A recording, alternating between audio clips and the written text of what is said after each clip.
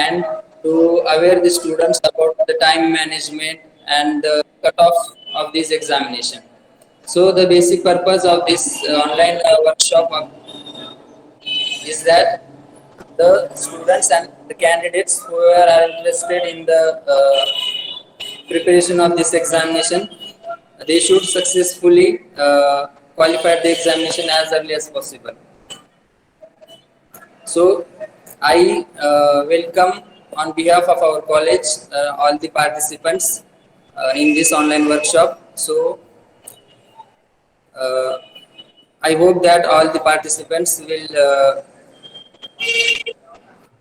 will join this workshop and complete it successfully. So now I call Professor Dr. Mubin Nasir Ahmed sir to give his welcome note in this workshop. Professor Dr. Nasir Ahmed sir, Mubin Ahmed sir. Am I audible, sir? Yes sir, you are audible. Competitive Exam and Career Counseling Cell and internal quality assurance cell द्वारा आयोजित NET SET online workshop for general paper first में Mahatma Gandhi Vidya Mandir arts commerce and science college Malegaon city के principal, vice principal और तमाम staff मेंबरान की जानिब से इस वर्कशॉप में मैं आप तमाम का दिल की गहराइयों से इस्तकबाल करता हूँ कि गुलों में रंग भरे बाद नौ बहार चले, गुलों में रंग भरे बाद नौ बहार चले, चले भी आओ के गुलशन का कारोबार चले। इस वेबिनार के इनेकाद पर मैं competitive exam and career counselling cell के जिम्मेदारान professor Abdullah Daniyal sir, professor Abdul Rahim sir और IQAC coordinator doctor Hamdani Rizwana ma'am को मुबारकबाद देता हूं कि उन्होंने हालात को मद्देनज़र रखते हुए, ज़माने के कदम से कदम मिलाते हुए और हमारे तलबा की तरक्की को मद्देनज़र रखते हुए एक हफ्ते के इस वर्कशॉप का इनेकाद किया है। मैं उम्मीद करता हूं कि ये वर्कशॉप कामयाबी से हमकिनार होगा और हमारे स्टूडेंट्स और दीगर पार्टिसिपेंट्स इस वेबिनार सीरीज से ज़्यादा फ़ायदा उठाएंगे और हमारे शुरका की, हमारे पार्टिसिपेंट्स की एक बड़ी तादाद आइंदा होने वाले नेट सेट के एग्ज़ाम में और दीगर कम्पिटिटिव एग्ज़ाम्स में कामयाबी हासिल करेगी। मैं ऐसी उम्मीद करता हूँ और अल्लाह ताला से दुआगो हूँ कि हमारा ये वेबिनार फ्रूटफुल हो, हमारे तलबा ज़्यादा से ज़्यादा तादाद में नेट सेट इम्तिहान क्वालिफाई हो और कम्पिटिटिव एग्ज़ाम में भी अपनी कामयाबी दर्ज कराएं। इतना कह के मैं अपनी बात को ख़त्म करता हूँ। बहुत शुक्रिया। Over to you Abdul Rahim sir. Thank you so much, Mubin sir, for your warm welcome of our participants on this in this workshop and giving and encouraging the participants to successfully join this workshop and complete it. So I thankful to Mubin sir for guiding our students. And now I call to Professor Shakib Ahmed sir, the Vice Principal of our college, to give his presidential speech in this workshop. Over to you, sir. Thank you, Rahim sir. On behalf of MGV's Art, Science and Commerce College, Malegaon City, we have arranged this NetSet workshop. And as Mazin sir already congratulated, I also want to congratulate the team of Competitive Cell that they have arranged such a very needy and very wonderful webinar on NetSet. This is the need of hour basically. All the students who are appearing, whether they are from commerce background, science background, arts background, whatever be the background, this first paper is common to all. This is the most important thing. We have not subject specified, but this first paper is common to all, and all the topics covered in the first paper are dealt in the forthcoming days daily, and experts from all the fields were gathered for the presentation on such topics. आज का ये जो inaugural session है, मैं इसमें जितने भी participants इस वेबिनार में ज्वाइंट हुए हैं उनको भी कॉन्ग्रेचुलेट करता हूं, उनको वेलकम करता हूं, कॉन्ग्रेचुलेट करता हूं कॉलेज की तरफ से, प्रिंसिपल अपनी जानिब से, हमारे स्टाफ की जानिब से। और ऐसी उम्मीद है, जैसा कि मुबीन सर ने कहा, कि भाई ये एक सक्सेसफुल वेबिनार हो, मेनली इसके रिजल्ट्स आए, मेनली आगे चलकर जब आप एग्जामिनेशन अटेम्प्ट करते हो और उस एग्जामिनेशन को अटेम्प्ट करने में ये वेबिनार आपको हेल्पफुल रहे, ये मेनली हमारी एक कोशिश है। और बहुत अच्छी तरह से जो ऑर्गेनाइजिंग कमेटी है उन्होंने इसको अरेंज किया हुआ है। जो यहाँ पर रिसोर्स पर्सन्स भी हमने सिलेक्ट किए हुए हैं, वो एक्सपर्ट पर्सन्स हैं जिन्होंने ऑलरेडी नेट सेट क्वालिफाई किया हुआ है, जिनको पता है कि नेट सेट के एग्जामिनेशंस किस तरह से अटेम्प्ट होते हैं, क्या उसमें उनको समझना चाहिए। बहुत सारी चीजों में ऐसा है कि भाई बहुत कॉमन सेंस पर ये जो फर्स्ट पेपर होता है, बहुत बेसिक पर ये फर्स्ट पेपर होता है, तो ये इन्हीं टॉपिक्स को लेकर यहाँ पर इस वेबिनार को हमने अरेंज किया हुआ है। और आई होप कि ये वेबिनार सबके लिए सक्सेसफुल जाए, ऐसा मैं विश करता हूँ। मुझे इस वेबिनार में बुलाया, मुझे यहाँ पर इनॉग्रल फंक्शन में मदद किया, उसके लिए मैं ऑर्गेनाइजिंग कमेटी को थैंक्स कहता हूँ। Thank you very much. Thank you so much, Dr. Ahmed sir, for your well wishes for our this online workshop. And I have no doubt that all the participants who have joined this online workshop from our institute and from other institutions, all these participants will qualify to set the examinations, upcoming examinations. I have no doubt about it. So I give thanks for the Mubin sir and Dr. Ahmed sir for giving their speeches in this workshop and guiding our students, and wishing them very all the best for this preparation of this examination. Now, as we have arranged this online workshop for 8 days online workshop, in this session we are going to provide guidance on the first paper, that is general paper 1 of next examination. So in this general paper, we know that there are 10 topics in this first paper.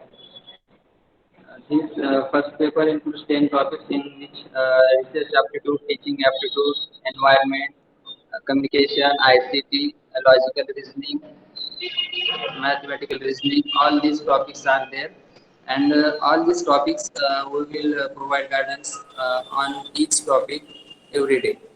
So today, Dr. Rizwan Hamdani ma'am is giving her lecture in teaching aptitude, research aptitude. So I welcome Dr. Hamdani ma'am to give her lecture on research aptitude to our participants, and I wish all the participants will attend this session and successfully they will complete this session. So I request Dr. Hamdani ma'am to start her lesson on research aptitude. Over to you, Hamdani ma'am. Thank you, sir. Yes, ma'am, you are audible. Okay. If something regarding voice or happens, tell me, sir. Yes, ma'am. Okay. Okay. So, shall I start, sir? Yes, ma'am, you can start. Good morning to everyone. Good morning. The topic given to me is research aptitude. Just now in the inaugural function, Professor Abdul Rahim told or explained why there is a topic of research aptitude or you have to qualify the NET-SET examination. However, one thing I want to mention that कि हमारे ज़माने में 80s और 90s में ऐसा कोई research का paper और ये सब नहीं रहता था, तो उसमें जो रिसर्चर्स रहते थे उनको जो है 1-2 साल तो इसी में लग जाता था रिसर्च क्या ये समझने में ही। और आज जो है ये तमाम प्रॉब्लम्स नहीं है, पीजी से लेके नेट-सेट में भी है तो रिसर्च का एक पेपर दे दिया गया है और इस वजह से स्टूडेंट्स को आगे रिसर्च करना, पीएचडी करना ये बहुत ही आसान हो गया है। रिसर्च एप्टीट्यूड में जो सिलेबस है यूजीसी नेट ने दिया हुआ है उसमें रिसर्च क्या है, उसकी meaning, types, characteristics, methods of research. Methods of research में आपको पढ़ना experimental, descriptive, historical, qualitative, quantitative methods. उसके बाद जो है next topic steps of research.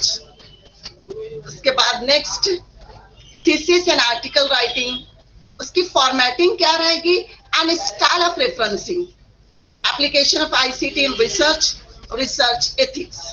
So let's begin the topic with the meaning of the research. कि research जो है उसकी मीनिंग क्या है। रिसर्च देखिए ये जो वर्ड बना है 2 वर्ड से मिलकर बना है, री प्लस सर्च। अब री मीन्स अगेन और search means to find out, continuous. अगर हम search and search and search एक टॉपिक में लगे हुए हैं तो एक न्यू थिंग का इन्वेस्टिगेशन होता है, कोई ना कोई न्यू मैटर्स जो है हमारे सामने आता है। हमारे ब्रेन को ऑलमाइटी ने इतना पावरफुल बनाया है और आप देखेंगे कि अर्ली 90s में इसी रिसर्च की वजह से विंडोज ऑपरेटिंग सिस्टम लॉन्च हुआ और उसके न्यू वर्जन्स आ रहे हैं। टेलीफोन तो इन्वेस्टिगेट हो गया, ये भी रिसर्च की एग्जांपल है। और आज जो है हम आज का मॉडर्न जो है मोबाइल देख रहे हैं जिसमें एंड्रॉइड ऐप है। आपको यहाँ एक और एग्जांपल दूंगी, एलन मस्क ने एक परफेक्ट इलेक्ट्रिक कार बनाई है, that is also a research. अगर हम अपने एनवायरनमेंट में अतराफ में नजर दौड़ाएं तो फूड आइटम्स से लेकर beverages, clothes, ornaments, music, literary, हमें हर साल नई नई चीजें देखने के लिए मिलती हैं। ये सब रिसर्च का ही नतीजा है।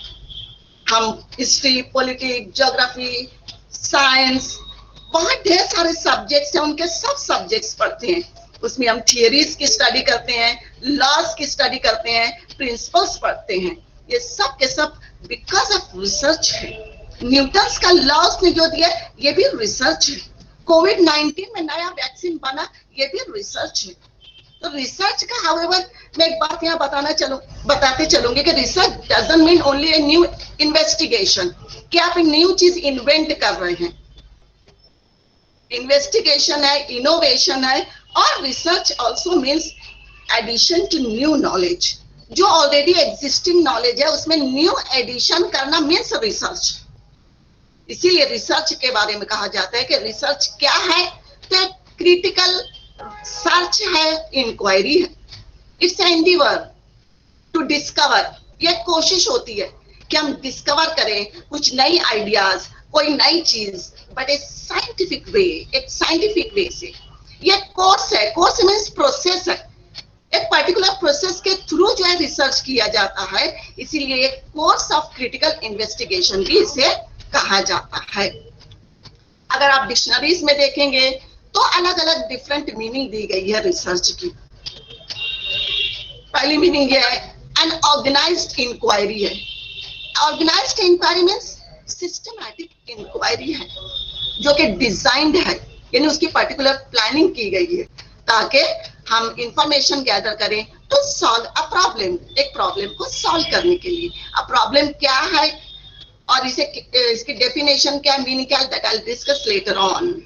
दूसरी डेफिनेशन आप देखेंगे कि रिसर्च जो है एक साइंटिफिक इन्वेस्टिगेशन है। लेकिन साइंटिफिक है, मीन्स एक पर्टिकुलर प्रोसेस के थ्रू है, एक्सपेरिमेंट्स के थ्रू है, ताकि हम न्यू फैक्ट्स फाइंड आउट करें, न्यू कंक्लूजन्स हम हासिल कर सकें।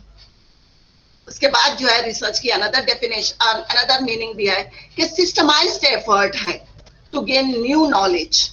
एफर्ट है मगर ये सिस्टमैटिक है ताकि हमको न्यू नॉलेज पता चले।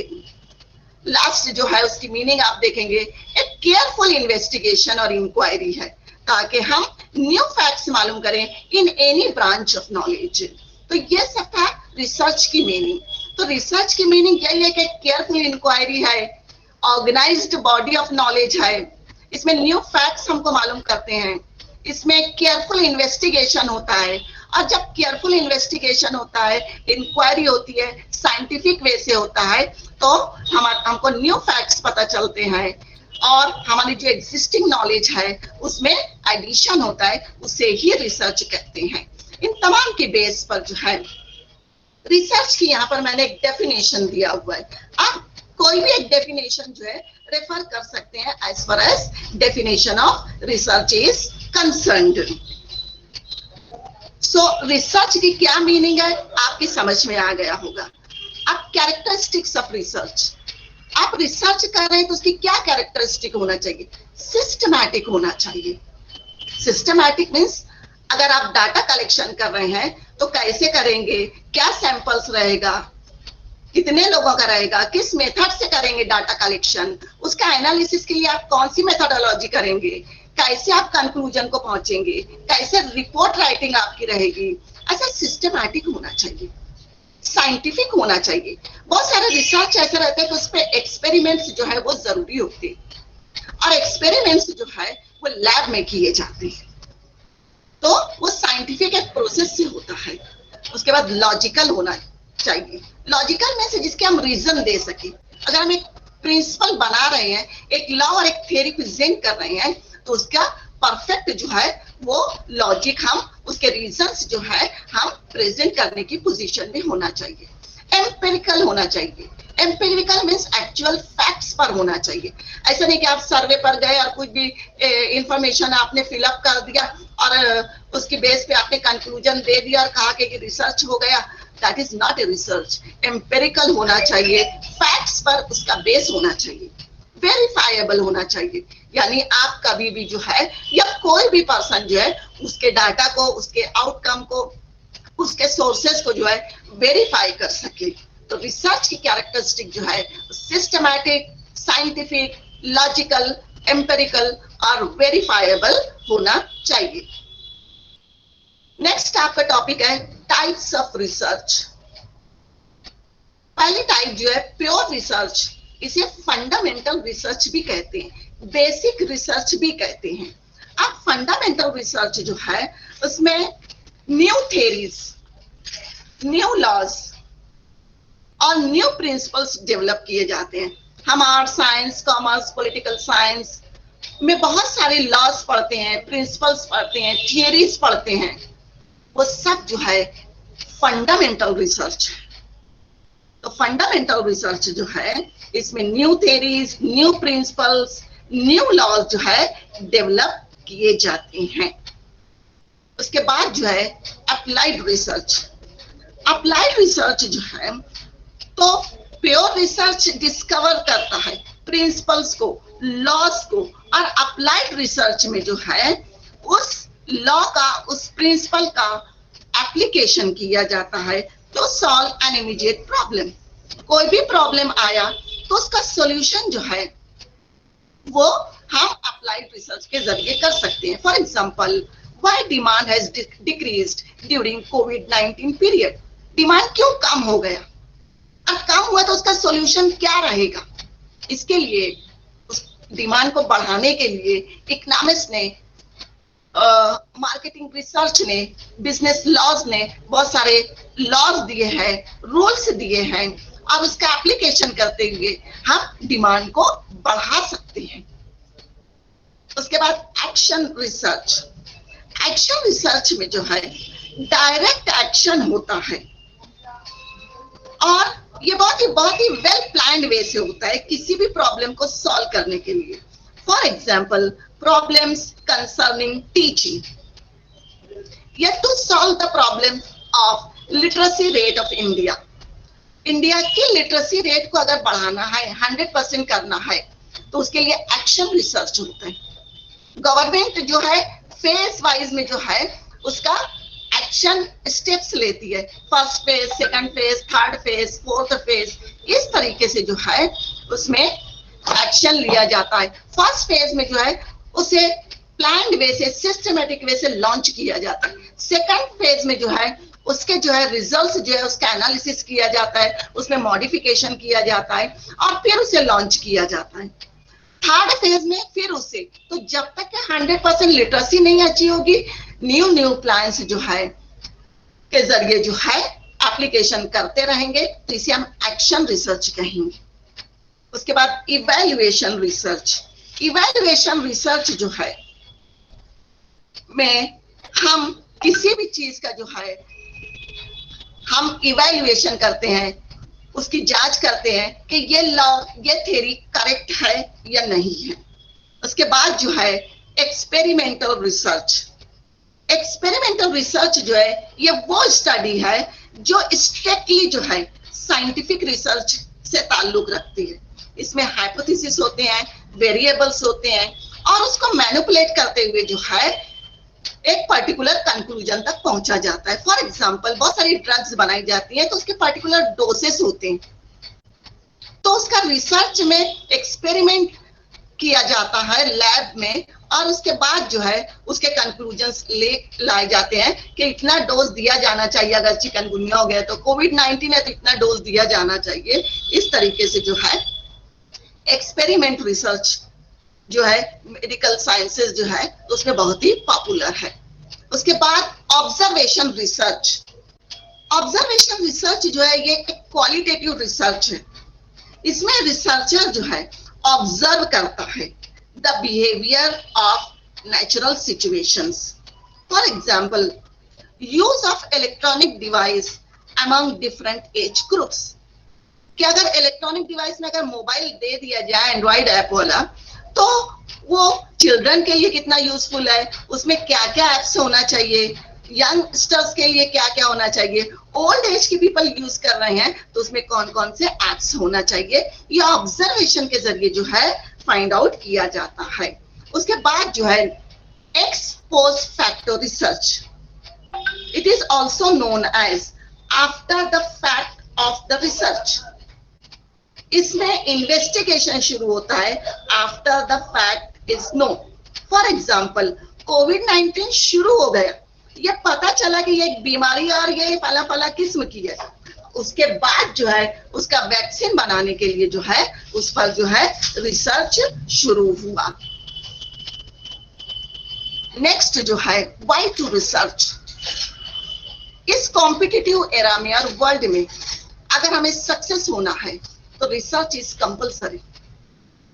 Government, companies, independent authorities, NGOs huge amount spend करते हैं रिसर्च के ऊपर। कोई भी बिजनेस वर्ल्ड, कोई भी कंपनी जो है अगर सरवाइव करती है तो बिकॉज ऑफ रिसर्च।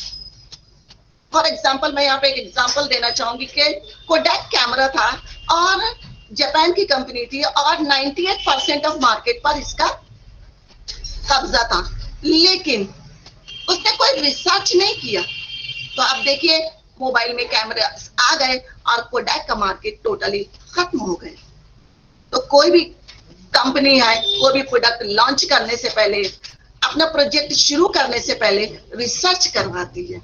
ऐसा नहीं है कि आप कोई भी चीज कहीं पे भी शुरू कर देंगे तो उसका सक्सेस का कोई गारंटी नहीं रहती है। जब तक आप प्रॉपर रिसर्च करने के बाद जो उस काम को शुरू नहीं करेंगे उस वक्त के सक्सेस नहीं मिलेगा।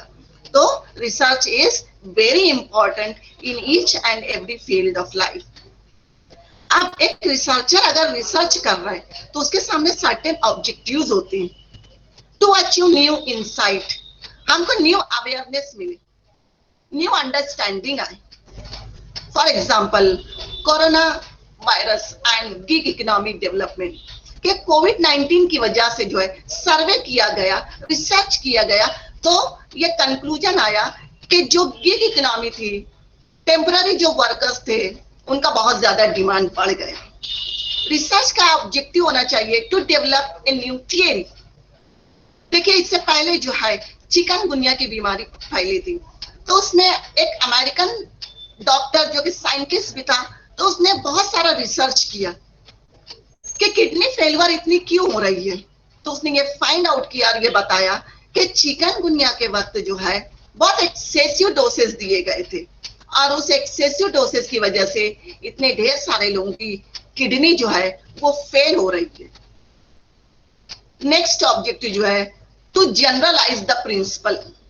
रिसर्च करके एक ऐसा प्रिंसिपल डेवलप करना जो जनरलाइज हो जाए हर जगह। फॉर एग्जाम्पल रिसर्च किया गया कि स्टूडेंट, पेरेंट और टीचर ये इंपॉर्टेंट है एजुकेशनल डेवलपमेंट के लिए।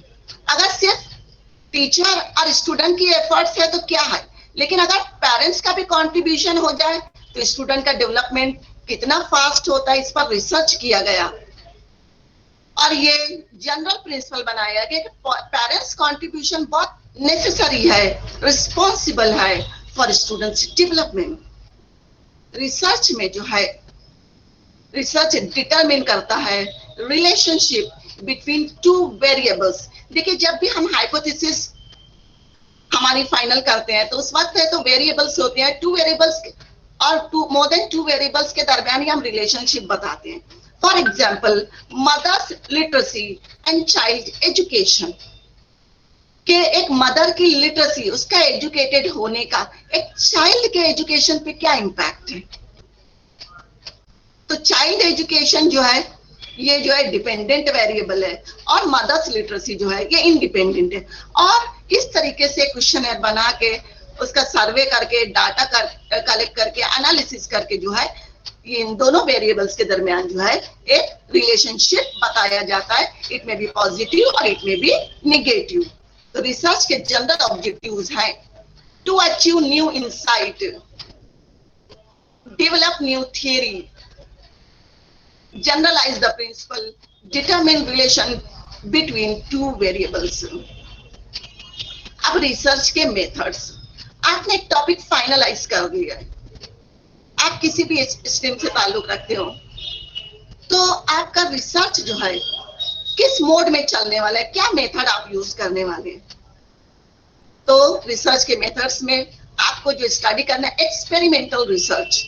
एक्सपेरिमेंटल रिसर्च हमेशा लैब्स में होता है, लेबोरेटरीज में होता है।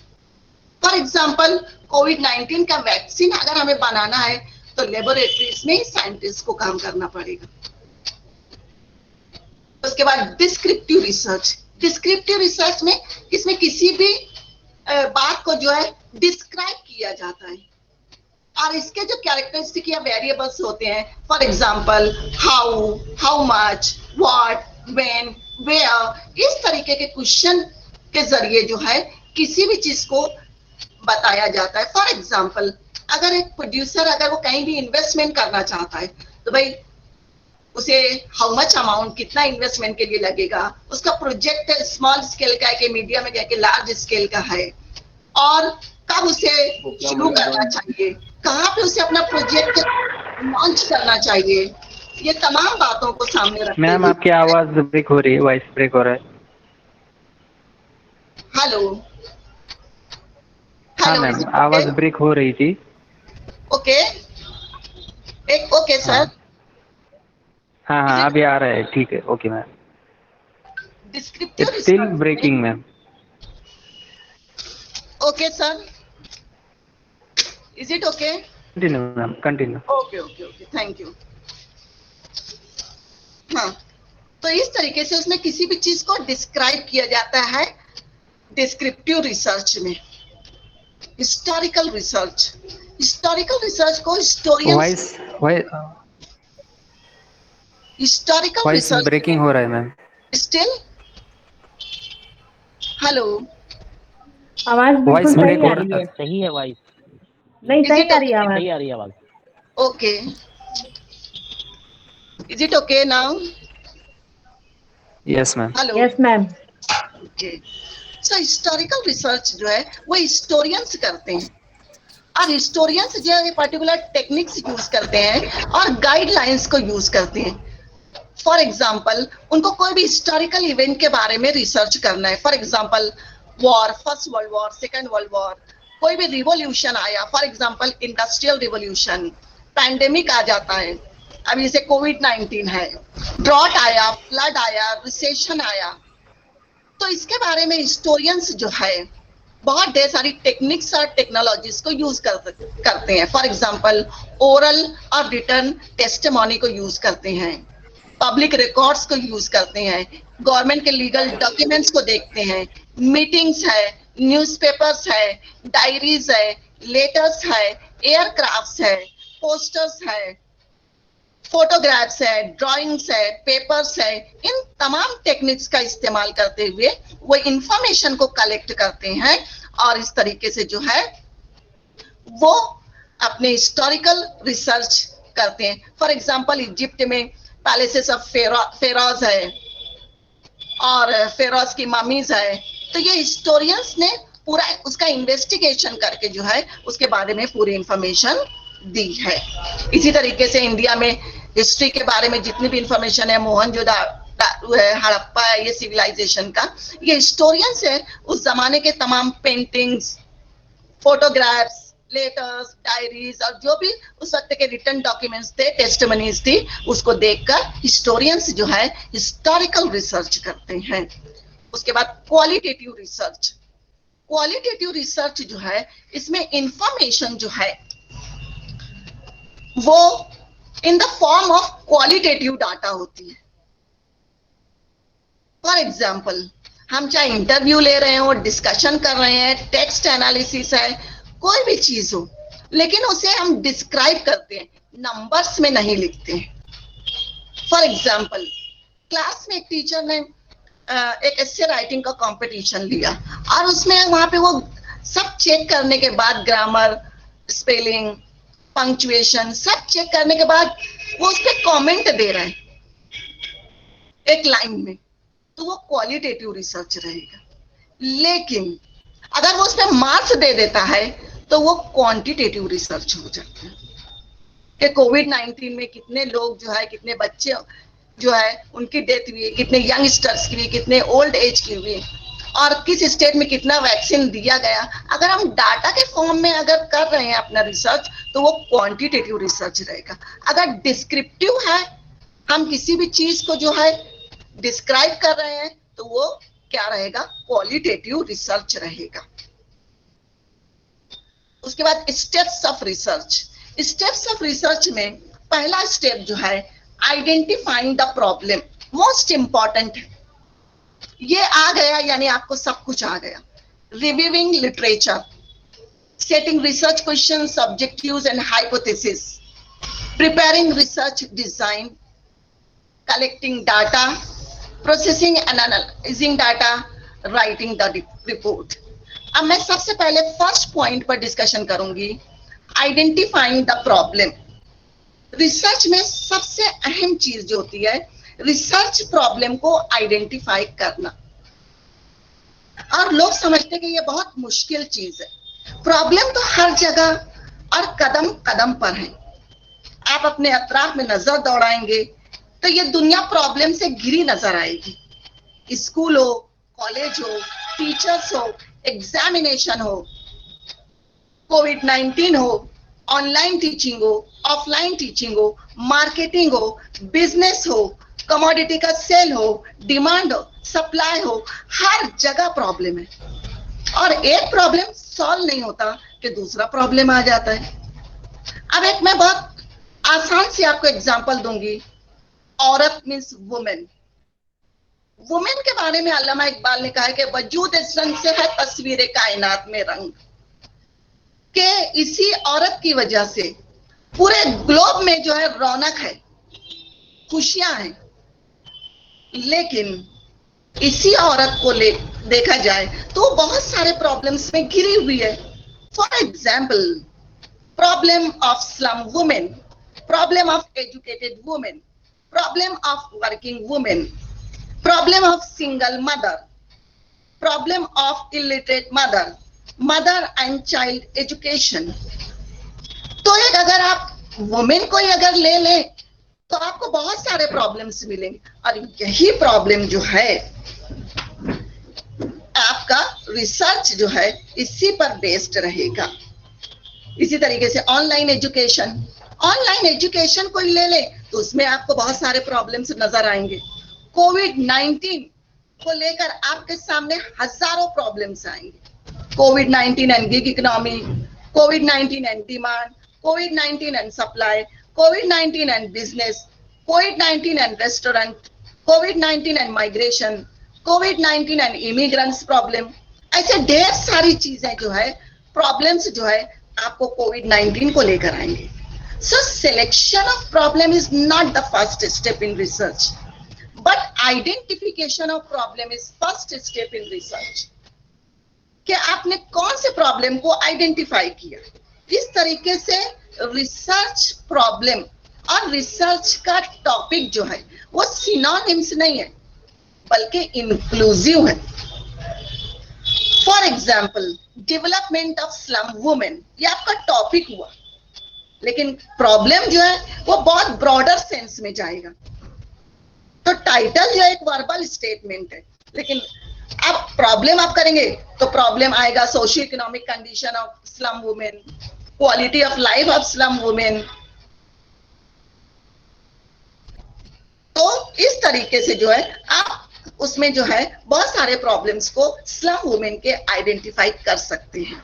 तो आपने एक टॉपिक लिया, एक प्रॉब्लम आइडेंटिफाई किया, उसी का वर्बल स्टेटमेंट आपका थीसिस का टाइटल बन जाता है, और उससे रिलेटेड बहुत सारे प्रॉब्लम्स जो हैं, स्लम वुमेन से रिलेटेड बहुत सारे प्रॉब्लम्स जो है वो आपका रिसर्च प्रॉब्लम बन जाता है। उसी को बात को लेकर आप अपने ऑब्जेक्टिव्स बना सकते हैं।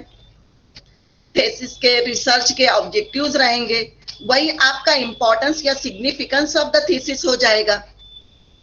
अब आप कहेंगे दूसरी स्टेप है, तो इस तरीके से आपका रिसर्च का टॉपिक और रिसर्च प्रॉब्लम डिजाइन हो जाता है। उसके बाद लिटरेचर रिव्यू। अगर आपने एक टॉपिक सिलेक्ट कर लिया, या मैंने एग्जांपल दिया स्लम वुमेन, आपका प्रॉब्लम आ गया कि slum women and quality of life. Quality of life के भी बहुत सारे इंडिकेटर्स हैं कि क्या क्या क्वालिटी ऑफ लाइफ में बताएंगे, उससे रिलेटेड प्रॉब्लम्स। उसके बाद सोशियो इकोनॉमिक कंडीशन, तो इकोनॉमिक कंडीशन के भी बहुत सारे पैरामीटर्स हैं, उसके भी प्रॉब्लम्स। इस तरीके से आपके एक रिसर्च प्रॉब्लम जो है स्लम वुमेन, ये आइडेंटिफाई आपने किया और उसके ऊपर से ढेर सारे प्रॉब्लम्स बन गए। उसका वर्बल स्टेटमेंट जो है आपका टॉपिक हो गया। अब नेक्स्ट स्टेप आती है लिटरेचर रिव्यू। बहुत सारी बुक्स है, जर्नल्स है, मैगजीन्स है, उसमें जो है आप लोगों को स्लम वुमेन के ताल्लुक से जो है ढेर सारा लिटरेचर मिलेगा। यहाँ मैं फिर से रिवाइज करना चाहूंगी रिसर्च की definition. Research mean search and search and search. तो यहाँ पे आपका रिसर्च एप्टीट्यूड डेवलप होना चाहिए, आपका माइंड डेवलप होना चाहिए continuous. Your mind should think about slum women. You have to read articles in the journals, in the magazines, newspapers, government bulletins। उसके बारे में बहुत सारी बुक्स हैं, उसके पहले भी बहुत सारे थीसिस या उसके ऊपर रिसर्च हुआ होगा, ये सब आप पढ़ेंगे तो आपको वो स्लम वुमेन के और प्रॉब्लम पता चलेंगे, आपका टॉपिक आपको और क्लियर हो जाएगा। तो लिटरेचर रिव्यू बहुत इंपॉर्टेंट स्टेप है। और जब आप लिटरेचर रिव्यू कर रहे हैं तो उस वक्त आप आपका चैप्टर स्कीम बना सकते हैं कि आपका चैप्टर स्कीम क्या रहेगा, और उसमें रिसर्च मेथोडोलॉजी क्या रहेगी, आपका हाइपोथेसिस क्या रहेगा, आपके ऑब्जेक्टिव्स क्या रहेंगे, आपके रिसर्च डिजाइन क्या रहेगी। आप एक एक फोल्डर बनाकर जब लिटरेचर रिव्यू कर रहे हैं तो जो इंफॉर्मेशन मिल रही है वो लिखते जाइए। और जब लिटरेचर रिव्यू रहेगा तो आपको ढेर सारे क्वेश्चंस भी फॉर्मेट हो जाएंगे, वही आपके ऑब्जेक्टिव्स भी रहेंगे, आप आपकी हाइपोथेसिस भी डेवलप करेंगे। अब जहां तक के हाइपोथेसिस का ताल्लुक है तो हाइपोथेसिस में जो है किसे कहेंगे, हाइपोथेसिस जो है ये टेंटेटिव जनरलाइजेशन है and the validity of which is to be tested, जिसकी वैलिडिटी जो है वो टेस्ट की जाती है। फॉर एग्जांपल मैंने स्लम वुमन लिया। अब स्लम वुमन में स्लम फॉर्मेशन जो है उसका रीजन क्या आप बता सकते हैं, एक हाइपोथेसिस रख सकते हैं कि slum formation has positive relation with the income, या slum formation has positive relation with increase in population and industrialization, quality of life, and slum formation has a positive relation, socio-economic condition and life of slum has positive relationship। तो इस तरीके से आप एक hypothesis यानी pre defined answer है ये कि slum formation has positive relation with the income. एक टेंटेटिव जनरलाइजेशन आप कर सकते हैं और उसकी वैलिडिटी हमको चेक करना है, और वैलिडिटी चेक करने के लिए फिर जो है हम क्वेश्चनियर फ्रेम करते हैं, डाटा कलेक्ट करते हैं और उसे चेक करते हैं। सो हाइपोथेसिस में भी पॉजिटिव, में भी निगेटिव, में भी न्यूट्रल, ये न्यूट्रल हो सकता है। मोस्ट इम्पोर्टेंट, अब आपके हाइपोथेसिस तक के आप आ गए, उसके बाद जो है जो बॉडी लिखना रहती है थीसिस की, उसमें preparing research design. Research design जो है ये एक मास्टर प्लान है, ये इंटेलेक्चुअल डिजाइन है, बहुत स्ट्रेटेजिक प्लान है कि आप जो है कैसे डाटा कलेक्ट करेंगे, उसका एनालिसिस कैसे करेंगे और उसका प्रेजेंटेशन करके आप इंटरप्रिटेशन कैसे करेंगे। तो research design means main body of the thesis. ये जो रिसर्च डिजाइन जो है आप बना रहे हैं कि आपका data collection, first of all data collection के लिए क्वेश्चनएयर बनाना, डाटा कलेक्शन, उसका एनालिसिस और उसका इंटरप्रिटेशन, ये चीजें रिसर्च डिजाइन में आती हैं। वो फास्ट होना चाहिए, ऐसा नहीं कि आप 3 साल तक के डाटा ही कलेक्ट कर रहे हैं या 6 महीना आपने क्वेश्चनएयर ही बनाने में लगा दिया। अब डाटा आपने 5000 हाउसेस लिया है या 1000 हाउसेस लिया है तो उसके लिए आप 2 साल लगा दे रहे हैं या 1 साल लगा रहे हैं, ऐसा नहीं होना चाहिए। फास्ट होना चाहिए, इकोनॉमिकल होना चाहिए कि आपका ऐसा नहीं कि उसमें लैक्स ऑफ रुपीज लग जा रहे हैं। बहुत ही ईजी होना चाहिए। जो भी आपने क्वेश्चनएयर फ्रेम किया है, डाटा कलेक्ट कर रहे हैं, वो एक लेमैन के लिए भी इजी रहना चाहिए, बहुत ही टाइमली कलेक्ट होना चाहिए, रिस्क फ्री होना चाहिए कि उसमें आपको कोई रिस्क ना हो, सेफ एंड सिक्योर हो। ऐसा नहीं कि आप जा रहे हैं अफगानिस्तान में और वहां पे डाटा कलेक्ट कर रहे हैं, that is safe and secure नहीं है, उसमें रिस्क भी बहुत सारा है। तो जो भी आप रिसर्च डिजाइन बना रहे हैं डाटा कलेक्शन की, वो फास्ट होना चाहिए, इकोनॉमिकल होना चाहिए, इजी होना चाहिए, timely, risk free, safe and secure होना चाहिए। मोस्टली साइंस के जो रिसर्चर्स होते हैं उनका लैब वर्क होता है, और लैब वर्क में बार दफा जो केमिकल्स रहते हैं वो बहुत ही कॉस्टली जाते हैं, तो उनके लिए जो है बजट सोचना, समझना या पहले से डिफाइन करना बहुत ही जरूरी होता है। उसके बाद जो है रिसर्च डिजाइन में क्या क्या आपको देखना रहेगा, what the study is about, यानी आपका टॉपिक क्या है, सबसे पहले उसका ऑब्जेक्टिव क्या है। For example slum, development of slum woman, उसका ऑब्जेक्टिव क्या है, उसमें आप क्या क्या बताना चाहते हैं, उनकी सोशल लाइफ, उनकी इकोनॉमिक लाइफ, उनकी पॉलिटिकल लाइफ, उनकी क्वालिटी ऑफ लाइफ। तो to find out the quality of life, to find out socio economic condition, to find out their political status, ऐसा ऑब्जेक्टिव्स लिख सकते हैं। उसके बाद स्टडी एरिया आपको देखने का है कि नेशनल लेवल का है कि स्टेट लेवल का है कि आप एक पर्टिकुलर एरिया के माइक्रो स्टडी कर रहे हैं। उसके बाद जो है आपका डाटा क्या है, प्राइमरी सोर्स ऑफ डाटा या सेकेंडरी है या दोनों का मिक्स है। Primary data means first hand data, पहली मर्तबा आप उस चीज को, उस इंफॉर्मेशन को कलेक्ट कर रहे हैं, उसको बोलते हैं first hand data means primary data. Secondary यानी पहले से सर्वे हो चुका है और डाटा पब्लिश हो चुका है, चाहे वो न्यूज़पेपर में हो, गवर्नमेंट बुलेटिन्स में हो, मैगजीन्स में हो, जर्नल्स में हो, बुक्स में हो, कहीं पर भी हो, सेकेंडरी डाटा उसे कहेंगे। तो आपका जो है रिसर्च जो है वो प्राइमरी डाटा पर है या सेकेंडरी पर है या दोनों पर है, ये भी आपको डिसाइड करना है रिसर्च डिजाइन में। अब डाटा जो तो उसकी सैंपल डिजाइन, कौन सा सैंपलिंग का मेथड आप यूज करने वाले हैं? रैंडम सैंपल सर्वे रहेगा आपका, सिस्टमैटिक रहेगा या क्लस्टर रहेगा? रैंडम में ऐसा रहता है कि आप जो है 500 हाउसेस है तो आप 500 हाउसेस में जो है ऐसा रहता है कि आप सर्वे के लिए जा रहे हैं, हाउस नंबर सपोज 1 to 500 आपके पास है, आप नंबर 1 हाउस से लेके 500 हाउसेस की एक चिट्स बनाते हैं और उसको एक एक चिट को उठाते जाते हैं और 500 हाउसेस में से सपोज आपको 100 हाउसेस का सर्वे करना है तो आप 100 चिट्स उठाएंगे और जो जो घर नंबर आएगा वहां वहां जाकर आप सर्वे कर लेंगे। सिस्टमैटिक सैंपलिंग में ऐसा रहता है कि पहला घर लिया, उसके बाद 10वें घर, फिर 20वां, फिर 30वां, ऐसे एक सिस्टम से चलते हैं। क्लस्टर यानी इसमें ग्रुप का सर्वे किया जाता है, means group of teachers, students, ऐसे क्लस्टर में जो है सैंपल डिजाइन की जाती है। तो कौन सा सैंपल डिजाइन आप लेने वाले हैं ये भी डिसाइड करना रिसर्च डिजाइन में बहुत जरूरी है। उसके बाद what techniques of data collection be used, कौन सी टेक्निक यूज करेंगे? आप क्वेश्चनेयर फ्रेम करने वाले हैं, आप क्वेश्चनेयर के भी जैसे आपके ऑब्जेक्टिव्स रहेंगे और हाइपोथेसिस रहेगी, वो क्वेश्चनेयर जो रहेगा वो ABCD क्लास में जो है डिवाइड होगा।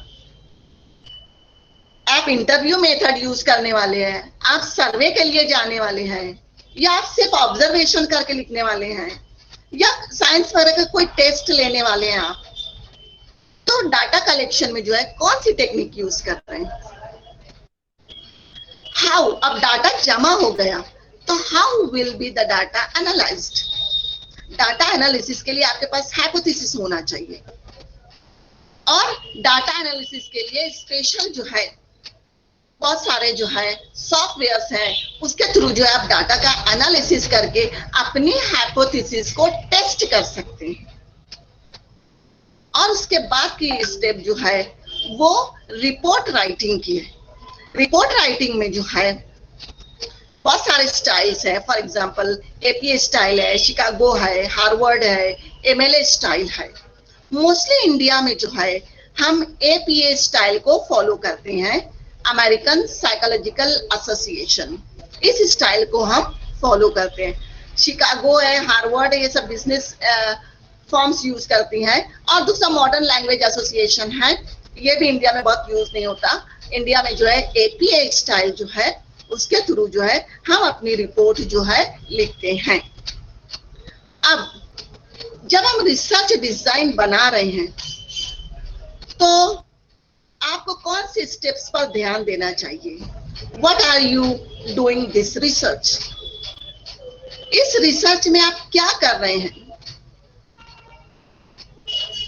कौन सा वर्क कर रहे हैं, उसका रिलेवेंट किस चीज से है? बिजनेस से है, सेल्स है, परचेस से है, आपको कोई स्कॉलरशिप मिल रही है, आप कोई पब्लिकेशन करने वाले हैं, किस लिए ये रिसर्च कर रहे हैं, ये आपको बताना जरूरी है। आइडेंटिफाई द कीवर्ड्स, कीवर्ड्स आपको बताना जरूरी है। फॉर एग्जाम्पल स्लम वुमेन, तो स्लम क्या है वो बताना है। अगर आप वुमेन ले रहे हैं तो कौन सी पर्टिकुलर एज ग्रुप का ले रहे हैं वो आपको बताना जरूरी है। उनका सोशल एंड इकोनॉमिक लाइफ, तो सोशल इंडिकेटर्स में आप क्या क्या पैरामीटर्स लेंगे, फिर इकोनॉमिक में है तो क्या पैरामीटर्स लेंगे, अगर आप क्वालिटी ऑफ लाइफ ले रहे हैं तो उसमें क्या क्या पैरामीटर्स है, हर एक की डेफिनेशन बताना जरूरी है रिसर्च डिजाइन में। आइडेंटिफाई द की अननोन्स, जो अननोन्स जो है वो तमाम बातें ध्यान में रखना जरूरी है। फिर what is the aim of your research and objectives, उसमें कॉमन एम क्या है, मेजर एम क्या है, स्पेसिफिक क्या है, कोई चीज जो है छुपी नहीं रहना चाहिए, क्लियर कट रहना चाहिए। इसी तरीके से जो what hypothesis are you testing, कौन सी हाइपोथेसिस को आप टेस्ट कर रहे हैं। Hypothesis you have to formulate. जब कंटिन्यूअस रीडिंग और रीडिंग करेंगे तो आपका हाइपोथेसिस ऑलरेडी डिजाइन हो जाता है। It is a tentative generalization, the validity of it you have to test, कि वो सही है कि नहीं आपको टेस्ट करना है, इसे हाइपोथेसिस कहेंगे। फिर की डिलीवरेबल्स जो है वो भी आपको देखना है। Use the word understanding, quantification, conceptual होना चाहिए, प्रोसेस होना चाहिए, एनालिसिस होना चाहिए, ऐसे सारे वर्ड्स यूज करना है आप लोगों को। Identify the key resources. आपका क्या क्या आपको रिसोर्सेस लगने वाले हैं। आपको कंप्यूटर लगने वाला है, लैपटॉप लगने वाला है, आप रिमोट एरियाज में जा रहे हैं, आपकी ट्रैवलिंग लगने वाली है, कंप्यूटर कोर्स लगने वाले हैं, आपको सॉफ्टवेयर लगने वाला है, प्रिंटर लगने वाला है, पेजेस लगने वाले हैं, आपको फाइनेंस लगने वाला है। तो आपको क्या क्या रिसोर्सेस लगने वाला है ये आपको पहले से ही लिख लेना है, उसकी लिस्ट बना लेना है, और वो तमाम चीजें आपके पास हैं कि नहीं ये भी देखना है। और जो लोग है तो साइंटिफिक रिसर्च करते हैं तो उनको लैब चाहिए, केमिकल्स चाहिए, इंस्ट्रूमेंट्स चाहिए, ये सब जो है उनके रिसोर्सेस रहेंगे जो उनके लिए होना बहुत जरूरी है। उसके बाद जो है टाइम फ्रेम होना चाहिए कि आपको 2 इयर्स में कर देना है, 3 इयर्स में कंप्लीट कर देने का है। आपको फर्स्ट चैप्टर इतने दिन में, सेकंड चैप्टर इतने दिन में। तो आपको इसके लिए जो है आप एक चार्ट भी बना सकते हैं, एक्सेल में बोलिए या एमएस में बोलिए, ऐसा जो आप एक चार्ट भी बना सकते हैं कि चैप्टर 1 आप कितने दिन में फिनिश करेंगे, चैप्टर 2 कितने दिन करेंगे, चैप्टर 3 के लिए करेंगे, चैप्टर 3 कंटिन्यू है, चैप्टर 2 का भी कुछ बाकी है वो भी आप कर लेंगे।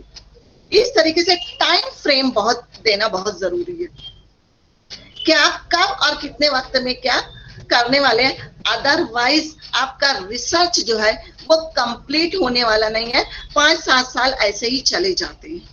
तो आपको टाइम फ्रेम जो है ऐसा नहीं कि इसको लीस्ट इंपॉर्टेंट देना है, बहुत ज्यादा इंपॉर्टेंट देना है रिसर्च डिजाइन के वक्त। Steps for good research design. Risk है और रिस्क तो उसको मिटिगेट हमको करना चाहिए। फॉर एग्जाम्पल आप किसी ऐसे एरिया में जा रहे हैं कि वहां जाना आपके लिए रिस्की है, तो कब किस वक्त जाना चाहिए कि आपके लिए वो रिस्की नहीं है। आपको बजट पहले ही से देख लेना चाहिए। और अगर आपका थीसिस आपने सोचा कि 3 साल में लिखेंगे, 4 और 5 साल हो गया तो आपके बजट पे क्या इम्पैक्ट होगा, इस बात पर भी आपको ध्यान देना जरूरी है। अगर आप वाइल्ड लाइफ पर रिसर्च कर रहे हैं तो उसमें बहुत सारे हजार्ड्स हैं, उस बारे में भी आपको सोचना जरूरी है। अगर आप इक्वेटर पे जा रहे हैं या पोलार के एरियाज में जा रहे हैं तो वेदर वहां का हॉट है, कोल्ड है, क्या है, ये इस बात पर भी आपको अटेंशन देना जरूरी है। उसके बाद एनवायरमेंटल हजार्ड्स भी होते हैं, जैसे लैंडस्लाइड्स होते हैं, इस पर भी तवज्जो देना जरूरी है। आप क्या क्या इक्विपमेंट लेकर जा रहे हैं, अगर वो फेल हो गया तो क्या। हर दफा ऐसा होता है कि हमें बहुत इंपॉर्टेंट डाटाबेस लगते हैं और हमें गवर्नमेंट से या किसी इंस्टीट्यूशन से वो डाटा नहीं मिलता है, उस वक्त आपको क्या करना चाहिए। बहुत सारे फील्ड एरियाज में आपको जाना है तो सामने वाली जो कंपनी है, जो फर्म है या जो लोग हैं, आपको एक्सेस दे रहे हैं कि नहीं, आपको नॉलेज देने के लिए, आपके डाटा कलेक्शन के लिए तैयार है कि नहीं, तो आपका एक्सेस है कि नहीं, इस बात पर भी आपको अटेंशन देना जरूरी है। उसके बाद डाटा कलेक्शन।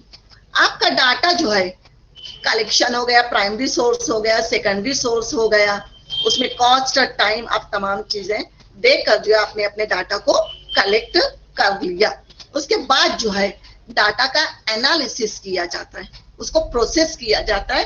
और प्रोसेसिंग के लिए आप सिंपल मीन मीडियन मोड है या परसेंटेज मेथड यूज कर सकते हैं। लेकिन आज जो है बहुत ही हाई फाई जो है सॉफ्टवेयर्स आ गए, जैसे एसपीएसएस एनालिसिस फॉर एग्जांपल, उसमें जो है आप डाटा को प्रोसेस कर सकते हैं, उसका एनालिसिस कर सकते हैं।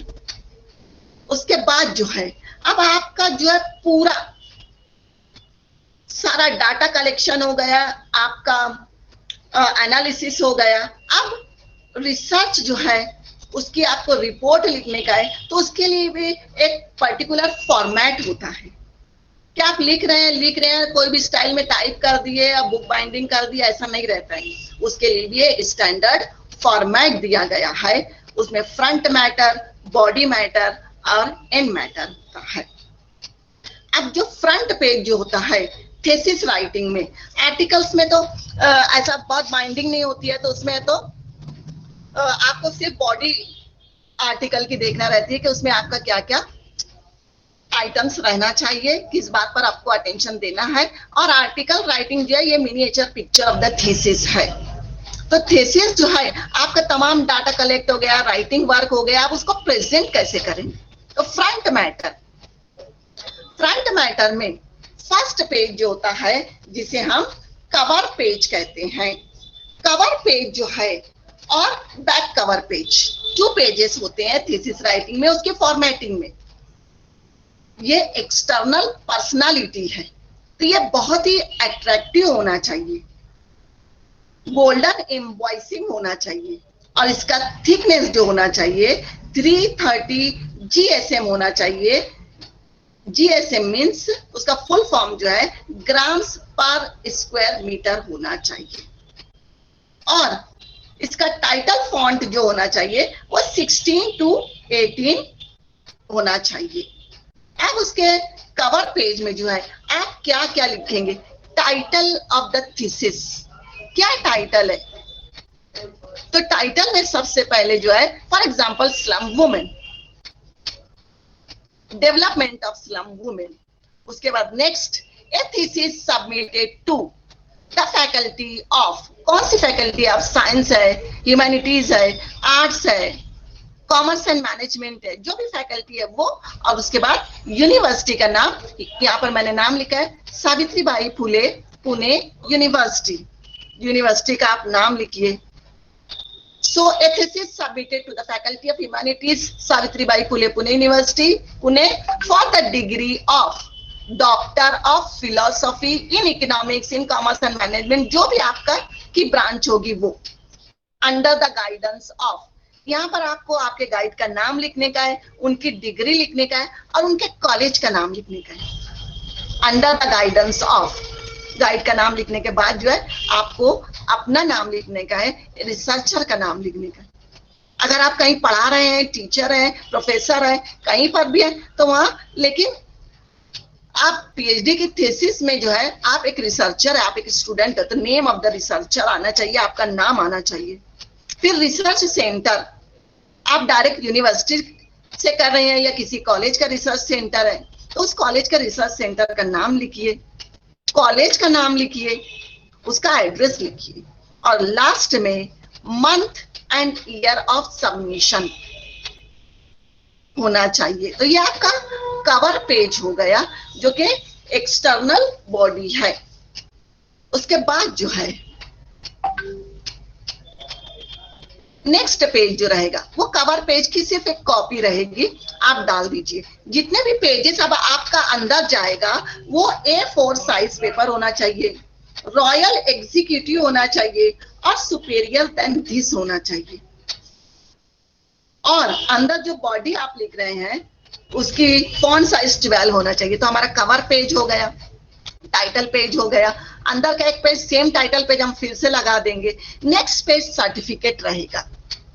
ये सर्टिफिकेट जो है आपके गाइड की तरफ से रहेगा कि सो एंड सो, जैसे हम सिंस चाइल्डहुड बहुत सारे कॉम्पिटिशन्स में हिस्सा लेते हैं, और हम अगर हायर एजुकेशन में आते हैं तो बहुत सारे सेमिनार्स अटेंड करते हैं, तो हमें सर्टिफिकेट दिया जाता है कि this is to certify so and so ने अटेंड किया, पेपर प्रेजेंट किया। इसी तरीके से यहाँ पर भी एक सर्टिफिकेट होता है कि सो एंड सो टॉपिक पे सो एंड सो पर्सन ने जो है इनके सुपरविजन में अपनी पीएचडी की जो है थीसिस लिखी है।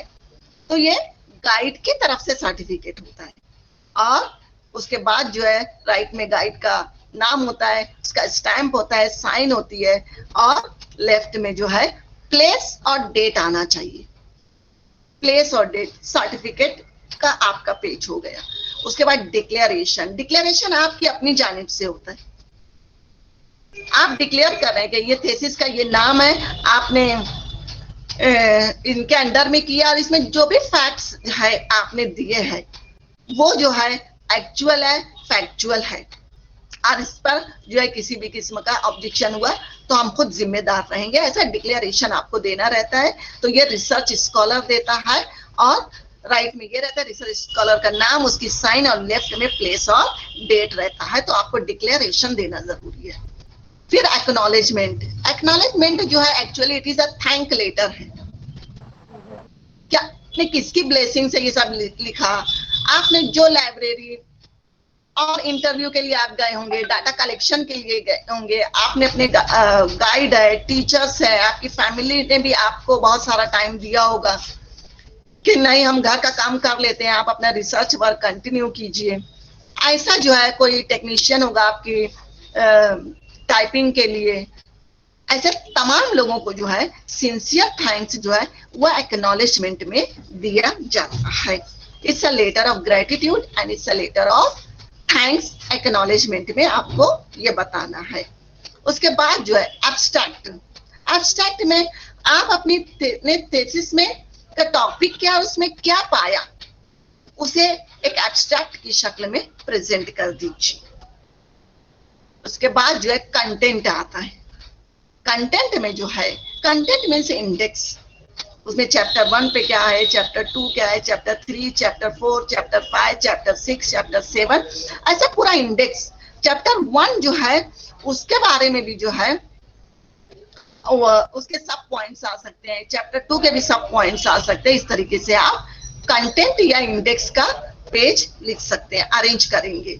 नेक्स्ट जो है लिस्ट ऑफ टेबल्स। क्या आपके पास उसमें टेबल नंबर है, उसका टाइटल क्या है, उसका पेज नंबर क्या है, ऐसे आप लिस्ट ऑफ टेबल देंगे। नेक्स्ट जो रहेगा आपका पेज रहेगा थीसिस राइटिंग के फॉर्मेटिंग में list of figures. Figure number क्या है उसका, उसका टाइटल क्या है, उसका पेज नंबर क्या है, ये देना जरूरी है। उसके बाद लिस्ट ऑफ एब्रेविएशंस। जितने भी एब्रेविएशंस आपने यूज किया है उसका फुल फॉर्म आपको देना जरूरी है। उसके बाद जो है प्रीफेस आप दे दीजिए। प्रीफेस में जो है आपका टॉपिक क्या है और उसके ताल्लुक से आपने क्या इंफॉर्मेशन दी है वो आप प्रीफेस में बता दीजिए। नेक्स्ट जो है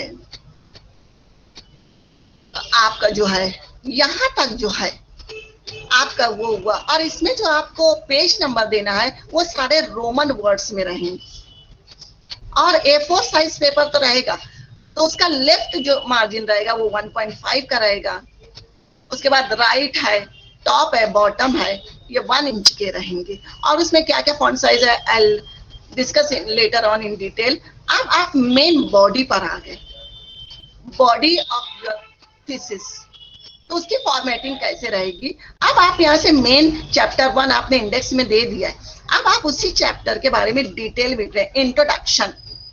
इंट्रोडक्शन में जो है आपका जो टॉपिक है, for example slum women, development of slum women, तो उसके बारे में आपने क्या क्या क्या पढ़ा, आप क्या जानते हैं, आपकी क्या सोच है, सब कुछ लिख दीजिए। और आपके टॉपिक क्या क्या सिग्निफिकेंस है, क्या इंपॉर्टेंस है, why the research on this topic, ऐसा आप पूरा इंट्रोडक्शन में 20 पेजेस तक के आप लिख सकते हैं। ऐसा नहीं कि 40, 50, 60 पेज तक के आपका इंट्रोडक्शन ही जा रहा है। मैक्स इंट्रोडक्शन जो है आपके टॉपिक के बारे में लिखना, ऐसा समझना है कि एग्जामिनर ब्लैंक है और आपकी जितनी इंफॉर्मेशन है उस टॉपिक के ऊपर आप इसमें इंट्रोडक्शन में लिख दीजिए। नेक्स्ट जो है रिसर्च मेथोडोलॉजी। रिसर्च मेथोडोलॉजी में जो है आप रिसर्च प्रॉब्लम स्टेटमेंट देंगे कि क्या प्रॉब्लम है, problem of slum women, socio economic problem, economic problem में क्या, सोशियो प्रॉब्लम में क्या, क्वालिटी ऑफ लाइफ के ताल्लुक से उनके प्रॉब्लम्स, और यही जो प्रॉब्लम से स्टेट करेंगे वही आपका जो है ऑब्जेक्टिव्स रहेगा। 3, 4, 5 ऑब्जेक्टिव्स उसी प्रॉब्लम्स के ऊपर से आप बना सकते हैं। हाइपोथेसिस भी इसी में आएगी। आपका पीरियड ऑफ इन्वेस्टिगेशन कितना रहेगा वो भी आप बताएंगे। इंट्रोडक्शन ऑफ रिसर्च बताएंगे, पूरे रिसर्च की डिजाइन आप बताएंगे कि कैसे कैसे आप आपका रिसर्च करने वाले हैं, आपकी सैंपल साइज क्या है, ऐसी पूरी इंफॉर्मेशन जो है रिसर्च मेथोडोलॉजी में आप दीजिए। और इस तरीके से जो है रिसर्च मेथोडोलॉजी में जो है के बाद जो है आपका लिटरेचर रिव्यू आ जाता है। आप बुक्स पढ़िए, न्यूज़पेपर्स है, मैगजीन्स है, आर्टिकल्स है, तो आप लिटरेचर रिव्यू करके उसके बारे में आपके टॉपिक के हिसाब से क्या है, लोगों ने क्या क्या रिसर्च किया है, क्या क्या बताया है, आप लिटरेचर रिव्यू में बताइए। और लिटरेचर रिव्यू बहुत इंपॉर्टेंट है क्योंकि इसकी वजह से न्यू इंसाइट, न्यू आइडियाज आपके माइंड में आएंगे कि आपको क्या करना है। उसके बाद का जो चैप्टर रहेगा profile of the study area. अब प्रोफाइल जो है स्टडी एरिया में, आपका स्टडी एरिया नेशनल है कि स्टेट लेवल का है कि डिस्ट्रिक्ट लेवल का है, उसके बारे में आपको यहाँ पर डिस्क्राइब करना है। अगर आप ज्योग्राफी के ताल्लुक से स्टडी कर रहे हैं तो आपको ज्योग्राफिकल पॉइंट ऑफ व्यू से ज्यादा उसमें एम्फोसिस देकर बताना है। अगर आपका पॉलिटिकल व्यू है स्टडी का तो पॉलिटिक्स के ताल्लुक से आपको ज्यादा इंफॉर्मेशन देना है। अगर आप इकोनॉमिक्स के स्टूडेंट हैं तो सोशियो इकोनॉमिक कंडीशन आपको बताना जरूरी है। तो स्टडी एरिया का भी 20 पेजेस बस बहुत हो गया, ऐसा नहीं कि 50, 60 और 80 पेजेस आप सिर्फ जो है स्टडी एरिया के बारे में ही लिख रहे हैं। लिटरेचर रिव्यू आप कितना भी लिख सकते हैं, 20, 30, 40 पेजेस लिटरेचर रिव्यू का। स्टडी एरिया आपका कम होना चाहिए, बहुत ही कॉम्प्रहेंसिव होना चाहिए, परफेक्ट होना चाहिए। अब डाटा एनालिसिस आया, मेन बॉडी। यहाँ सिर्फ डाटा एनालिसिस आपके चैप्टर का नाम है, लेकिन पूरी रिसर्च डिजाइन जो है कि आपका एरिया क्या है, उसको कितने हिस्सों में आपने बांटा है, आपने क्या क्वेश्चनएयर बताया है, किस एरिया में कैसे जाएंगे, वहां पे कौन सा सर्वे आप करने वाले हैं, कैसे डाटा कलेक्ट करने वाले हैं, डाटा कलेक्ट हो गया फिर उसका एनालिसिस करने वाले हैं, कैसे एनालिसिस होगा, SPSS, पूरी इंफॉर्मेशन जो पूरी रिसर्च डिजाइन जो है ये डाटा एनालिसिस में आती है। उसके बाद जो है आप जो है समरी लिखते हैं। पूरा डाटा एनालिसिस के बाद जो है उसका इंटरप्रिटेशन करने के बाद जो है आप उसकी समरी बयान करेंगे। समरी के बाद आप कंक्लूजन पे आएंगे, बहुत सारे रिकमेंडेशंस देंगे, यानी आप सजेशंस भी देंगे फॉर द डेवलपमेंट, ताकि आपका रिसर्च जो है अगर बिजनेस के ताल्लुक से हो, मार्केटिंग के ताल्लुक से है, पॉलिटिक्स के ताल्लुक से है, लिटरेसी के ताल्लुक से है, तो वो हेल्पफुल रहे NGOs के लिए, गवर्नमेंट के लिए, कंपनीज के लिए। उसके बाद जो है बिब्लियोग्राफी आपकी रहना चाहिए, फिर अपेंडाइसिस होना चाहिए, उसमें आप अपने क्वेश्चनएयर आप डाल सकते हैं, आप फोटोग्राफ्स भी डाल सकते हैं। इस तरीके से मेन बॉडी जो है आपकी थीसिस राइटिंग के फॉर्मेटिंग में आएगी। उसके बाद एंड आल्सो मैटर्स, एंड में पूरा कंक्लूजन सजेशन सब हो गया तो आप अपेंडाइसिस दीजिए कि अपेंडिक्स ए में ये है, बी में जो है ये है, सी में है, ऐसा जो है अपेंडाइसिस जो है आप दे सकते हैं। अपेंडाइसिस ए में बिब्लियोग्राफी है, बी में जो क्वेश्चनएयर है, सी में बिब्लियोग्राफी है, ऐसे जो है आप जो है अपेंडाइसिस दे सकते हैं। उसके बाद जो है थीसिस और आर्टिकल राइटिंग में जो है मोस्टली जो है जो फॉर्मेटिंग की जाती है वो APA स्टैंडर्ड को फॉर्मेट किया जाता है, अमेरिकन साइकोलॉजिकल एसोसिएशन का, या MLA मॉडर्न लैंग्वेज एसोसिएशन, या शिकागो, ऐसा स्टाइल किया जाता है। इंडिया में APA स्टाइल फॉलो किया जाता है। और APA फॉर्मेटिंग जो है उसमें टाइटल पेज जो हमारा कवर पेज जो होता है वो 8.5 × 11 इंचेस का होता है। 1 इंच का मार्जिन टॉप पे होता है, बॉटम पे और लेफ्ट में होता है, राइट में होता है। लेफ्ट का 1.5 बाइंडिंग की वजह से थोड़ा सा उसका ज्यादा रखा जाता है कि बाइंडिंग होने के बाद वो 1 इंच सब तरफ से नजर आए। टेक्स्ट का जो फॉर्मेट रहेगा, कवर पेज का तो 16 to 18 फॉन्ट रहेगा, लेकिन जो टेक्स्ट रहेगा उसका फॉन्ट जो रहेगा वो 12 रहेगा। फर्स्ट लाइन इंटेंडेड जो रहेगा वो 0.5 इंचेस रहेगा। लाइन स्पेसिंग जो है वो 1.5 रहेगी। उस पे हेडर रहेगा, हेडर में जैसे चैप्टर नंबर 1 उसका नाम आप लिख दीजिए, इंट्रोडक्शन। इसी तरीके से फूटर रहेगा, फूटर में जो है टाइटल ऑफ द पेपर या पेज नंबर आप डाल दीजिए। उसके बाद जो है जो प्रिलिमिनरी पेजेस हैं, जो हम कंटेंट है, इंडेक्स है, ये सब में दे रहे हैं, वो काउंट नहीं होंगे। आपका चैप्टर नंबर 1 जहां से शुरू होता है इंट्रोडक्शन का, वहां से पेज की काउंटिंग शुरू होती है। उसके पहले का जो प्रीवियस पेजेस है वो रोमन में लिखे जाएंगे। ये APA फॉर्मेटिंग है।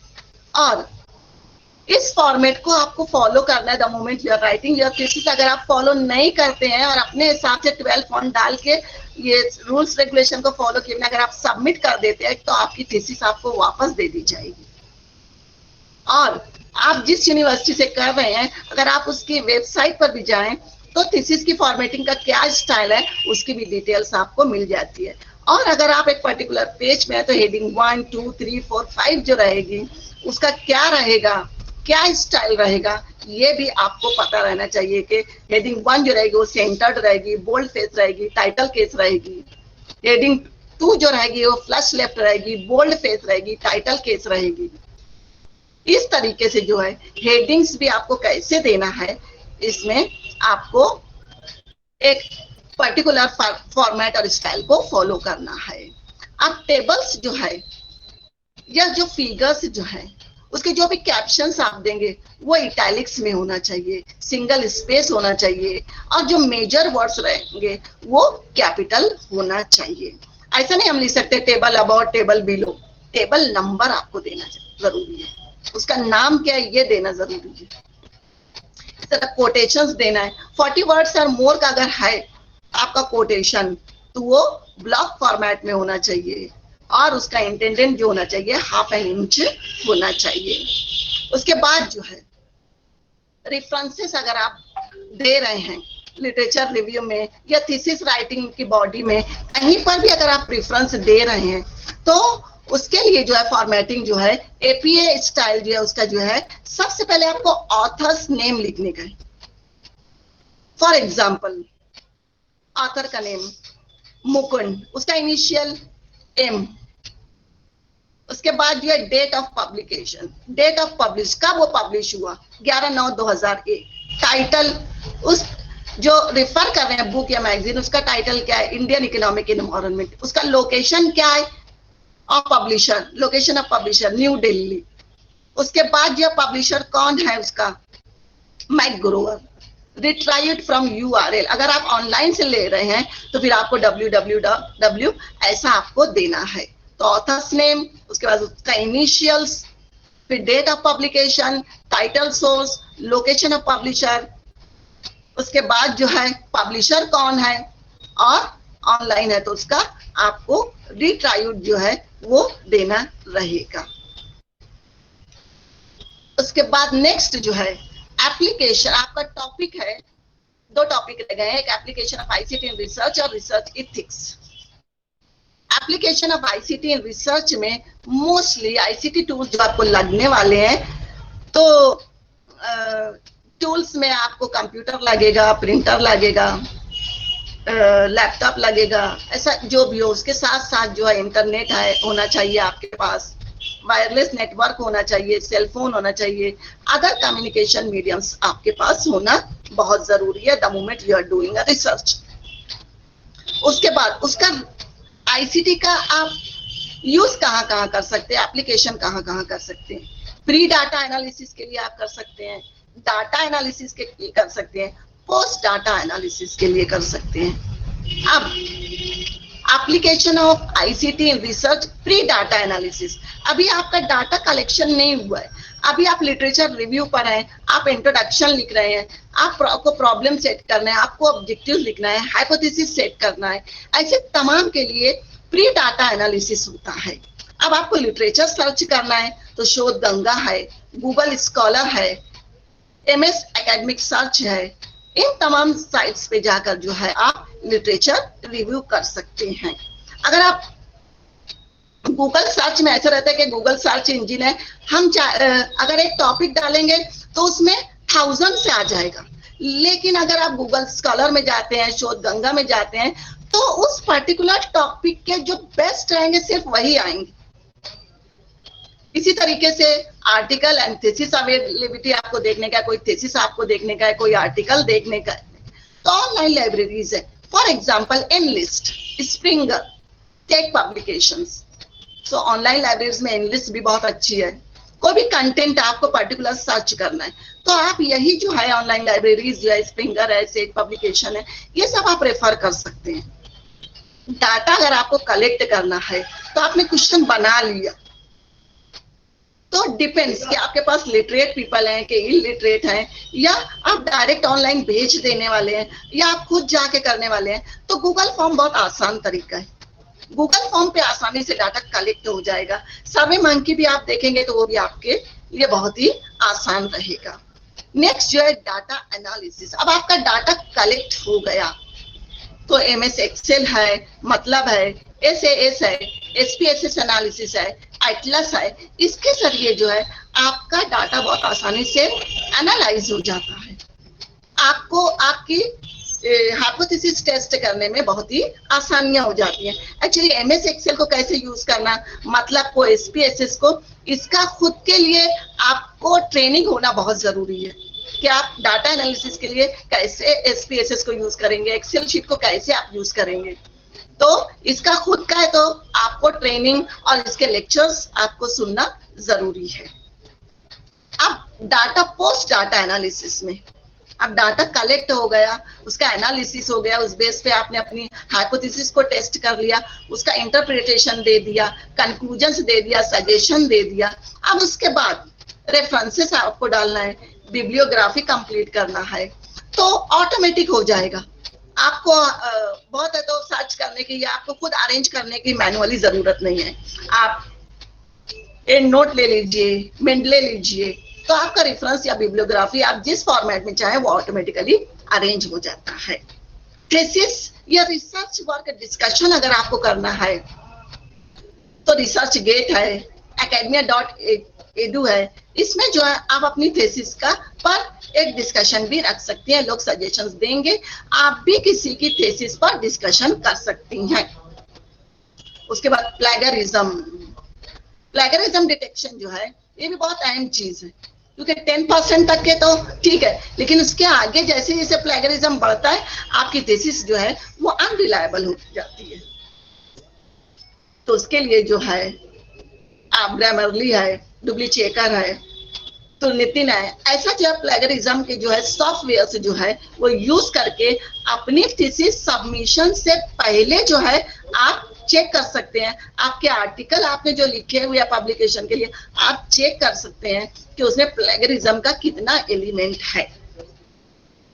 जर्नल मैन्युस्क्रिप्ट सबमिशन जो है उसके लिए जो है आप जो है एल्सेवियर है, विले है, सेज है, इसका इस्तेमाल कर सकते हैं। लास्ट जो स्टेप है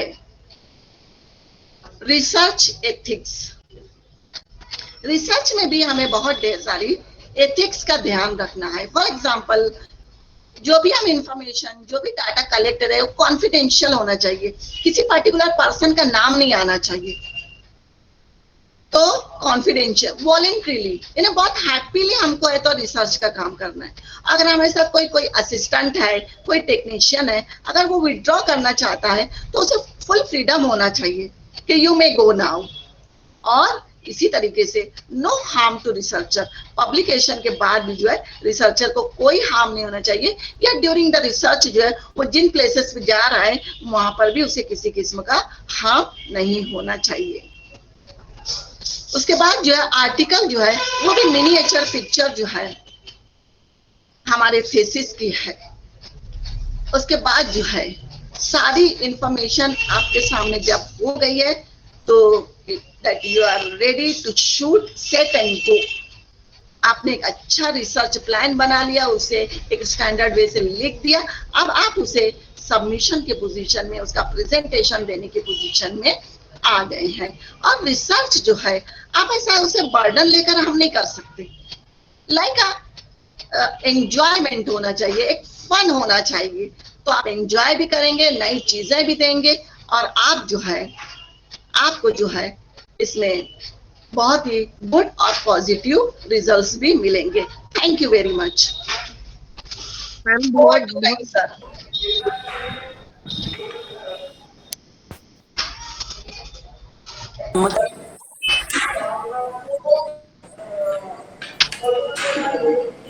Professor Rizwana Ahmed ma'am, she has explained the research aptitude topic very well.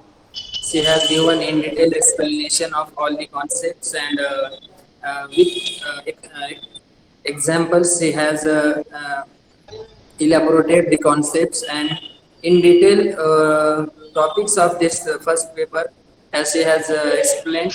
I am so much thankful to the ma'am, uh, Professor Rizwana Hamdani ma'am. She is head of the department of MGV's Arts Commerce Science College, Maligaon City. Uh, she has completed her PhD from Pune University. She has a teaching experience. She last 25 years she has been teaching in this college, and she is working as IPSC coordinator in our college also. So I am very thankful to Professor Rizwan Hamdani ma'am for in detail explanation and guidance to our students. And I hope that all the students have get the knowledge of research aptitude. Their concepts have been cleared. And if is there any questions to the students, they can ask.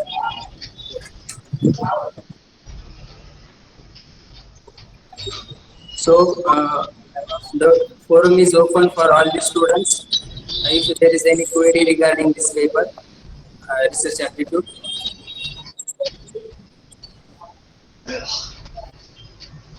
अस्सलाम Is there any वालेकुम doubt? Yes. Sir PPT चाहिए था मुझे जो ma'am Okay. बताई Yes, we will share, no problem.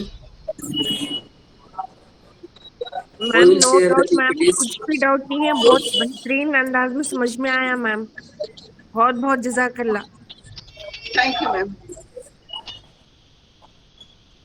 Other students, any queries, any replies?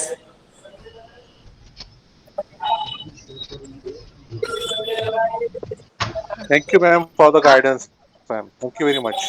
इसका तो YouTube पे लेक्चर भी अवेलेबल है. हमारा YouTube चैनल का नाम है सिटी सीनियर कॉलेज और पीपीटी भी मैं शेयर कर देते हैं हम लोग और ये लेक्चर भी अवेलेबल है YouTube मैम चैनल हमारे. पूरे क्लासेस ज्वाइन हो सकती है मैम मैं मतलब पूरे आगे के है ना जैसे टीचिंग एप्टीट्यूड है हाँ डाटा इंटरप्रेशन तो मैम हमारा YouTube चैनल है ना city senior college.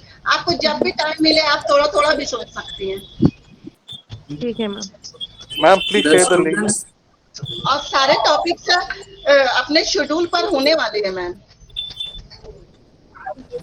the students can visit afterwards also to the YouTube channel of our college, City College. Through this, you can all the lectures. जितने भी topics है one by one होने वाले हैं. Thank you ma'am प्रोचर जो है वो भी हम लोग शेयर कर देते हैं. तो तमाम टॉपिक्स होंगे 11 to 1 जो है हमारा हर दिन 11 o'clock को हमारे डिफरेंट टॉपिक्स पर जो है वो शुरू हो जाएंगे. Once I want to talk about the topics which we are going to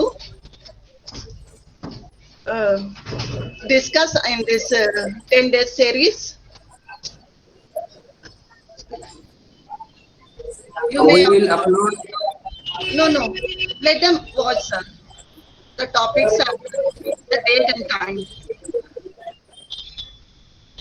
10 days 10 topics होंगे Yeah. So we will upload this today's lecture on our YouTube channel of our college, City College. So you can get available of this lecture also, and all the next sessions also will be uploaded on our YouTube channel. And tomorrow we on the second day we have data interpretation lecture. The vice principal of our college, Dr. Shakib Ahmed sir, will give his lecture on the data interpretation. So I request all the participants to join tomorrow also for this online workshop. So by getting the permission of our vice principal Dr. Shakib Ahmed sir and speaker's permission, I conclude that this session is over and we will meet tomorrow at 11 a.m. So that session will start at sharp 11 a.m. and Sir, Dr. Shakib Ahmed sir will deliver Yes. this lecture on data Sir, interpretation. just a minute. Yes, sir. ये जो topics हम यहाँ पर discuss करने वाले हैं अगले जो डेज में, हम जितने भी टॉपिक्स यहाँ पर लेंगे, इसका मेनली पर्पस यही है कि आप जो एमसीक्यूज है वो अटेम्प्ट कर सको। यहाँ पर हम सिर्फ एमसीक्यूज लेकर और उसके आंसर्स बताना हमारा पर्पस नहीं, हमारा सिर्फ ये यहाँ पर एम है कि how to attempt that thing. ये मेनली हमारे टॉपिक्स। तो अगले जितने भी प्रेजेंटेशंस आप देखोगे, आगे जितना भी ये लेक्चर्स हमारे चलेंगे, उसमें हम यही सिखाने की कोशिश करेंगे कि आप किस तरह से उसको अटेम्प्ट कर सकते हैं। ठीक है, thank you Rahim sir. Now we can conclude the session. Thank you. Thank you, sir. Thank you so much, Rizwana ma'am, for your lecture. And now I over the session. So we will meet tomorrow at 11 a.m. for the next session. Thank you so much. Yes, you can ask. Hello. You can ask the question. Yes. कोई सवाल पूछना चाह रहा? नमस्कार Yes, ask the questions. Yes, Rohit. हा sir, मला मॅडमला प्रश्न असा विचारायचा होता प्लॅगरिझम बद्दल. हाँ. हा मॅडम, एक छोटी शंका अशी आहे, जसं 100 पैकी 35 मार्कांना पास असतं, हाँ तर कमी मार्क्स पडले तर नापास असं सांगितलं जातं. तसंच आपल्याला प्लॅगरिझम मध्ये हाँ किती आपण कॅरी करू शकतो, म्हणजे 10% मैंने लेक्चर में भी कहा है, 10% तक के आपको परमिशन है। उसके बाद 20, 30, 40 जैसे जैसे होते जाता है आपकी थीसिस जो है अनरिलायबल होती जाती है। Okay madam, okay, thank you madam.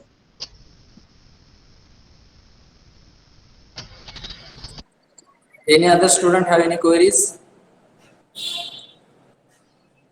Okay. Then we will finish this session. Thank you so much everyone for your kind cooperation. Thank you so much.